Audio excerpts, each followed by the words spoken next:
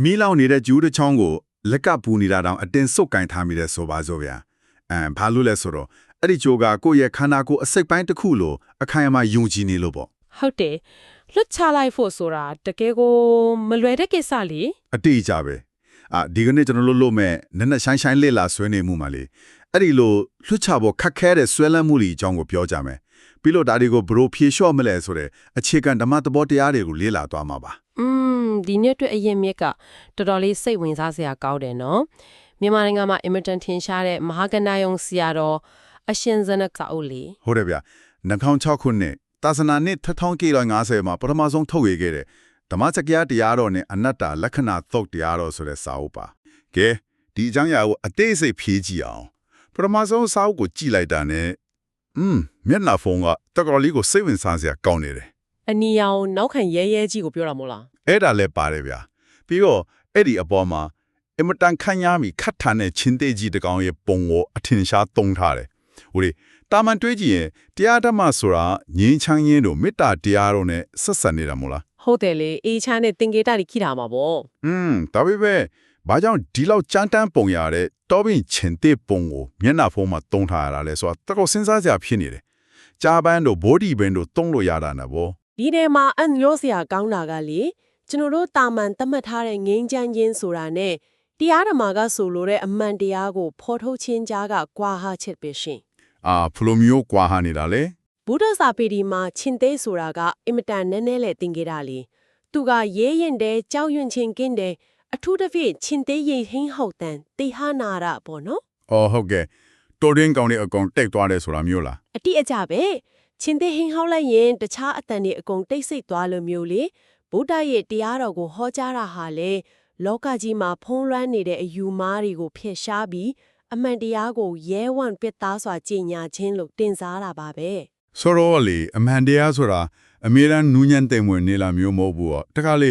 မှားယွင်းမှုတွေကိုဖြိုခွင်းဖို့တက်တီလိုအပ်တယ်ဆိုတဲ့သဘောပေါ့နော်မှန်ပါတယ်ရှင်လူတွေကကိုယုံကြည်ထားတာမားနေမှန်းသိရင်တောင်းလွယ်လွယ်နဲ့လက်မခံချင်ကြဘူးလေ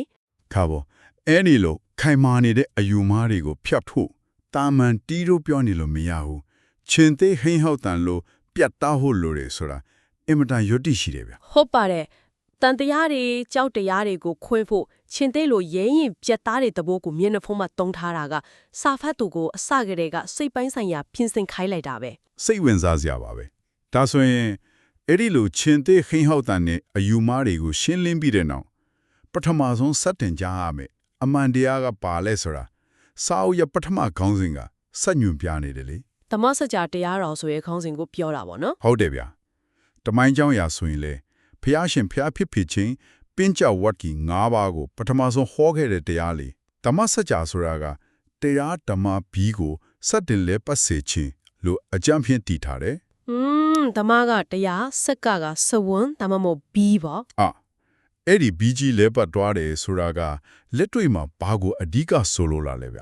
ဘလို့လို့တလဲရက်စပီးလဲတယ်ဆိုတာအသိပညာအလင်းရောင်စတင်ဖြန့်ချစ်လိုက်တာပါပဲပြီးတော့မှန်ကန်တဲ့ကျင့်စဉ်လမ်းကြောင်းကိုဖွင့်ပေးလိုက်တာပေါ့အနှစ်သာရကတော့အစွန်းနှစ်ပါးကိုရှောင်တဲ့မဇီးမပฏิပရာအလဲလမ်းစဉ်ပါပဲဘာလို့အစွန်းနှစ်ပါးကိုရှောင်ရတယ်လဲဆိုရင်လူတွေကတဘာဝရတစ်ဖက်မဟုတ်တစ်ဖက်ကိုလွန်ခဲ့တယ်လို့မဟုတ်လားဟုတ်တယ်ရှင်အမြဲတမ်းတင်ညွတ်တတ်ကြတယ်လေဒီနေရာမှာတကယ်ကိုစိတ်ဝင်စားစရာကောင်းလာပြီဟုတ်လေကျွန်တော်ဒီအချက်ကိုနေ့စဉ်ဘွားနဲ့နီးစပ်အောင်ဥမာတစ်ခုပေးကြည့်ခြင်းတယ်ကားတစ်စီးကိုအဝေးပြေးလမ်းမပေါ်မှာအရှိန်နဲ့မောင်းနေတယ်ဆိုပါစို့ဆက်ပြောပါအောင်ကားမောင်းတဲ့အခါဘယ်ဘက်ကိုအစွန်းရောက်ပြီး꿰လုံးရင်လမ်းဘေးထိုးချမယ်ညာဘက်ကိုအစွန်းရောက်꿰ပြန်ရင်လဲတစ်ဖက်ရင်ကြောကကားတယ်နဲ့တိုက်မိပြီးလမ်းချော်နိုင်တယ်လေလိုရာခရီးကိုချောချောမွေ့မွေ့ရောက်ချင်းရင်လမ်းရဲ့အလဲတစ်တဲကနေတီနေရင်တွားရတယ်လို့မျိုးပေါ့ဗျာဒီအချက်ကိုပေါ်ကျပြနဲ့ရှင်းတောင်းခံတဲ့ချက်ဆက်ကြည့်မယ်ဆိုရင်အဲ့ဒီကားမောင်းတဲ့ဥမာကမဇိမပရိပဒါရဲ့ရန်တရားကိုနားလဲဘူးတိတ်ကိုထိရောက်ပါတယ်ရှင်တကယ်လက်တွေ့ကြတဲ့တဘောပေါ့ဒါပေမဲ့ပို့အရေးကြီးတဲ့ချက်ရှိသေးတယ်အလဲကမောင်းနေဆိုတာစတီရီယံကိုတစ်ခါလဲတက်တဲ့ကြိုက်ပြီးငြိမ်နေအောင်နဲ့မရဘူးလေဟုတ်သားပဲလမ်းကအကွေ့အကောက်တွေရှိတယ်လေအတိကြပဲလေတိုင်းနှုံးတွေလမ်းအနေထားတွေပုံမူတည်ပြီးစတီရီယံကိုအဆက်မပြတ်တတိနဲ့ထင်းကြောင်းနေရတဲ့တက်ကြွလှုပ်ရှားနေတဲ့ဖြစ်စီမျိုးပါရှင်သဘောပေါက်ပြီအလဲအလက်ဆိုတာ မလုံးမရရက်တန်နေတာမျိုးမဟုတ်ပေါ့အမြဲတမ်းဟန်ရက်ညီအောင်သတိထားညီနိုင်နေရတာမျိုးပဲ ဟုတ်ပါတယ်တတိနဲ့ချိန်ညီနေရတာမျိုးပေါ့ လက်ရှိခေတ်သစ်လူသားတွေရဲ့နေထိုင်မှုပုံစံကိုကြည့်ရင်အဲ့ဒီအစွန်းတစ်ပါးဆိုတာတော်တော်ထင်ရှားတယ်ဥပမာတစ်ဖက်မှာ social media တွေရုပ်ဝတ္ထုပစ္စည်းတွေနောက်ကိုအလွန်အမင်းလိုက်ကြတယ် မနဲ့မိုးလင်းကနေညအိယာဝင်းနဲ့အထိဖုန်း screen ပေါ်မှာပဲအချင်းကုန်နေကြတာမျိုးလी အဲ့ဒါကဘယ်ဘက်ကိုကွေလွန်းတာပေါ့နောက်တစ်ဖက်မှာကျတော့လေအောင်မြင်မှုဆိုတဲ့ပန်းတိုင်တစ်ခုတည်းအတွက်ညအိတ်ချိန်တော့မထားပဲအလုပ်တွေဖိလုပ်နေတဲ့ toxic hustle culture လိုမျိုးပေါ့ဗျာအဲ့ဒါကတော့ကိုပြင်းပြင်းထန်ထန်ညင်ပန်းတဲ့ညာဘက်ဟဆွန်းပေါ့ မှန်ပါတယ်ရှင်အဲ့ဒီလိုအစွန်းလောက်သွားရင်စိတ်ရဲ့အမြင်ကြည်လည်မှုတွေပျောက်သွားပြီးစိတ်ဖိစီးမှုတွေပင်မနှွမ်းနယ်မှုတွေနဲ့ပဲလုံးလဲချလေးလိုက်နေတော့တာပဲ ဒါဆိုရင်ဓမ္မစကြာကတင်ပေးတဲ့အလဲလန်းစင်ဆိုတာအဲ့ဒီဖျားနှစ်ခုကြားမှာကိုယ်တိုင်ပျောက်ဆုံးမတော့အောင်ဟန်ချက်ညီညီနေထိုင်တာပေါ့နော် ဟုတ်တယ်ရှင်ခဏနဲ့စိတ်ကိုကျမ်းမအောင်ထင်ထိန်နိုင်မှအမှန်တရားကိုရှင်းရှင်းလင်းလင်းမြင်နိုင်စွမ်းရှိလာမှာလေစိတ်ဟန်ချက်ညီမှဘဝရဲ့အမှန်တရားတွေကိုထိုးထွင်းသိမြင်နိုင်မှာပါ ရွတ်တိတန်ဝါပြီပါပထမတရားတော်ကနေလမ်းကြောင်းမှန်ဖို့ရောက်သွားပြီစိတ်ကလည်းကြည်လင်းသွားပြီဆိုရင်ရှေ့ကလမ်းကိုရှင်းရှင်းလင်းလင်းမြင်ရတော့မယ် အဲ့ဒီအချိန်မှာမြင်ရမယ့်ပုံနဲ့ဆိုင်တဲ့အမှန်တရားကဘာလဲဆိုတော့စာအုပ်ရဲ့ဒုတိယခေါင်းစဉ်ဖြစ်တဲ့အနတ္တလက္ခဏာတုတ်တရားတော်စီကိုကူသွားတာပဲရှင် လမ်းလဲကနေကြည့်လိုက်တော့မြင်ရတဲ့မြင်ကွင်းကအနတ္တရဲ့သဘောတရားတွေဖြစ်နေတယ်ပေါ့ဒါပေမဲ့လေအနတ္တဆိုတဲ့သဘောတရားကတာမန်လူတွေနားလည်ဖို့လက်ခံဖို့တော်တော်လေးခက်ခဲတဲ့သဘောရှိတယ်ဗျာ အော်အဲ့ဒါကဘာလို့လဲဆိုတော့လူတွေကမွေးလာကတည်းကငါဆိုတဲ့အတိငါပိုင်ဆိုင်မှုဆိုတဲ့အတိတွေနဲ့ကြည်ပြင်းလာကြလို့လေ ငါဆိုတာကြည်စိုးနေတာပေါ့ ဟုတ်တယ်အနတ္တဆိုတာအဲ့ဒီအတ္တရဲ့ဆန့်ကျင်ဘက်ပါပဲခန္ဓာ၅ပါးမှာအစိုးရတဲ့သူလုံးဝခိုင်မြဲနေတဲ့ငါမရှိဘူးဆိုတာကိုရှင်းပြထားတာလေ AI ဟာအကြောင်းတရားတွေစုစုံလို့ဖြစ်လာပြီးကုံဆုံးသွားရင်ပျက်စီးသွားတာပဲဆိုတဲ့နေရာမှာကိုလက်ခံရမှာမို့ခက်ခဲနေတာပါ နေအောင်မြဒီနေရာမှာနေရှုပ်ထွေးသွားပြီအနတ္တဆိုတာ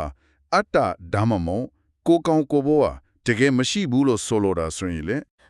မေးကြည့်ပါဦး အခုလက်ရှိဒီတရားတွေကိုလေးလာနေတယ်အတန်လွှင့်နေတယ်နားဆင်နေတယ်လူတွေဆိုတာကတော့တကယ်မရှိဘူးလားဗျ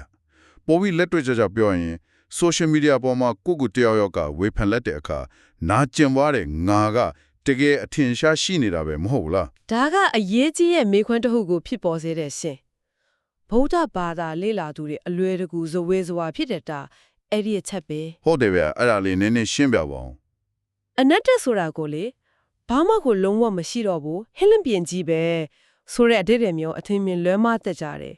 တကယ်တော့ဗုဒ္ဓကလုံးဝပျောက်ကွယ်ပြီးမရှိချင်းကိုဆိုလိုတာမဟုတ်ပါဘူး ဒါဆိုဘာကိုဆိုလိုတာလဲဗျ AI ဟာအကြောင်းနဲ့အကျိုးဆက်ဆက်ပြီးအမြဲတမ်းပြောင်းလဲနေတဲ့ process တွေဒါဖြစ်တယ်လို့ဆိုလိုတာပါ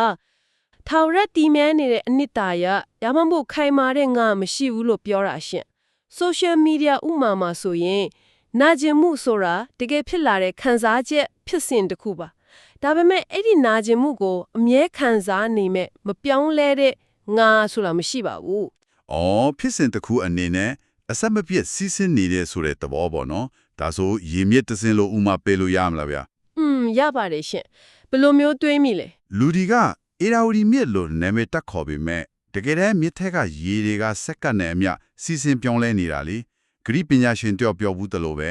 မြစ်တစ်စင်းတည်းကိုနှစ်ခါချီချလို့မရဘူးဆိုတာမျိုးပေါ့မနေ့ကမြစ်ရေနဲ့ဒီနေ့မြစ်ရေမတူတော့ဘူးဒါပေမဲ့မြစ်ဆိုတဲ့ဖြစ်စဉ်ကြီးတော့ရှိနေတာပဲလေ အတိအကျပဲရှင်ခန္ဓာကိုယ်နဲ့စိတ်ဆိုတာအဲ့ဒီမြစ်လိုအမြဲစီးဆင်းပြောင်းလဲနေတဲ့အရာပါ တကယ်ကိုယုံဝတ္ထုရာရောပေါ့နော် ဟုတ်တယ်တိပန်နီးကြကြည့်ရင်တောင်ခဏကိုယ်တည်းက cell တွေကအမြဲအသစ်ဖြစ်နေသေးဆုံးနေတာပဲလေအစားရင် cell တွေဆိုရက်ပိုင်းအတွင်းအသစ်လဲလဲရေပြား cell ဆိုတစ်လလောက်ဆိုအကုန်အသစ်ဖြစ်သွားပြီလွန်ခဲ့တဲ့10နှစ်ကခဏကိုယ်နဲ့လက်ရှိခဏကိုယ်ဟာရုပ်ပိုင်းဆိုင်ရာအဖြစ်အတူတူမဟုတ်တော့ဘူးဒါကရုပ်ပိုင်းဆိုင်ရာအနတ္တပေါ့ ရုပ်ပိုင်းဆိုင်ရာတောင်ဒီလောက်မြန်ပြောင်းလဲနေရင်စိတ်ပိုင်းဆိုင်ရာတွေဆိုရင်ပိုဆိုးတာပေါ့ဗျာစက္ကန့်မလတ်ပြောင်းလဲနေတာ ဒါပါရှင်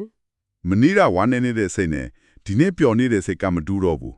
ဒါပေမဲ့လူတွေကအဲ့ဒီပြောင်းလဲနေတဲ့ຢာတွေကိုဒါငါဟာပဲဒါငါပဲလို့တွားပြီးခိုင်ခိုင်မာမာစုပ်ကင်ခါကြတယ်အဲ့ဒီလိုဆွဲလန်းထားတော့ကိုစုပ်ကင်ထားတဲ့အတိုင်းမဖြစ်လာတဲ့အခါတောကတွေရောက်ရတော့တာပဲ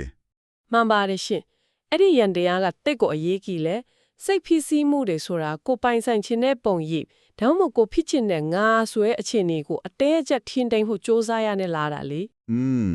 မင်းမက်ဆီကြောင့်မျိုးလက်နဲ့သွားပိတ်ဆို့ထားတယ်လို့မျိုးပါဗျာ ဟုတ်တယ်ရှင်ရေကိုလိုစီးနေမှာပဲကိုလက်တာပင်ပန်းပြီးနာကျင်ရလိမ့်မယ်အနတ္တကိုနားလေတာဟာအဲ့ဒီငါဆိုတဲ့ဆွဲလမှုတွေကိုရှော့ချဖို့စီးစင်းနေတဲ့မြစ်ကိုစီးစင်းခွင့်ပြုလိုက်ဖို့အလွန်အရေးကြီးပါတယ် တကယ်ကိုကောင်းတဲ့ဥပမာပဲဗျာ ရာရာဟာဖြစ်စဉ်တစ်ခုတာဖြစ်တယ်လို့မြင်လာရင်အောင်မြင်မှုရလာလေအလွန်အမြင့်မာနမတက်တော့ဘူးကြာရှုံးရင်လည်းစိတ်တက်မကြတော့ဘူးရာရာဟာပြောင်းလဲသွားမယ်ဆိုတာကိုသိနေလို့ပါပဲရှင် အခုလိုခွဲချမ်းစိတ်ဖြာပြလိုက်တော့တော်တော်လေးရှင်းသွားတယ်အစိုးမရောက်တဲ့မတ်ကြီးမပฏิပဒါလမ်းစဉ်နဲ့စိတ်ကိုဟန်ချက်ညီအောင်တိဆောက်တယ်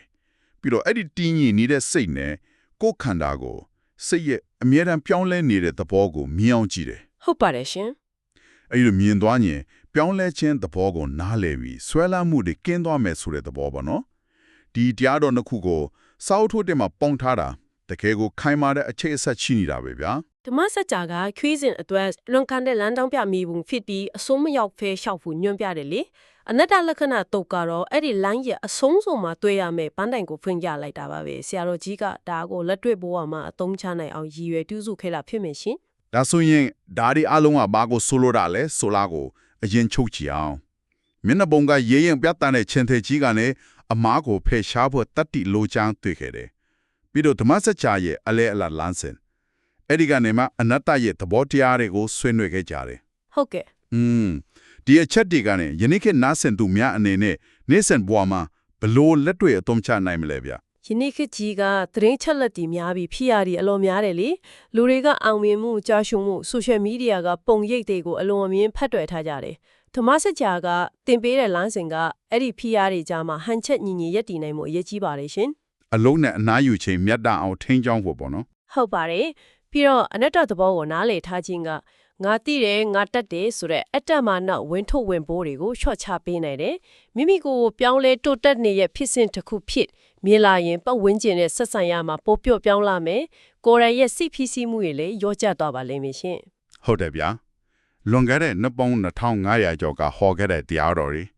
2006ခုနှစ်ကစာအုပ်လေးထဲကအနှစ်သာရတွေဟာအခုထိအသက်ဝင်နေစေပဲဆိုတာထင်ရှားပါတယ်တရားတော်မှာဆိုတာဖတ်ဖို့တတ်မဟုတ်ပဲလောက်ရတီကိုဟန်ချက်ညီအောင်အသုံးချဖို့ပါပဲကဲကျွန်တော်ရဲ့ဒီနေ့လေးလာဆွေးနွေးမှုလဲတော်တော်လေးပြည်စုံထားပြီဗျာ တကယ်ကိုအကျိုးရှိရဲ့ဆွေးနွေးမှုလေးပါပဲ ဒါပေမဲ့အစီအစဉ်ကိုမဆုံးခင်မှာနားဆင်သူများကိုယ်တိုင်ဆက်သွေးနိုင်ဖို့မိခွန်းတစ်ခုချန်ထားခဲ့ခြင်းပါတယ်စဉ်းစားကြည့်ပါဗျာမိမိတို့ရဲ့ခန္ဓာနဲ့စိတ်ဟာအနိတ္တသဘောအရမိရစီချောင်းလိုစက္ကန့်နဲ့အများပြောင်းလဲနေတဲ့ဖြစ်စဉ်တွေသာဆိုရင်အတိတ်ကအမားတွေနဲ့နောက်တာတယ်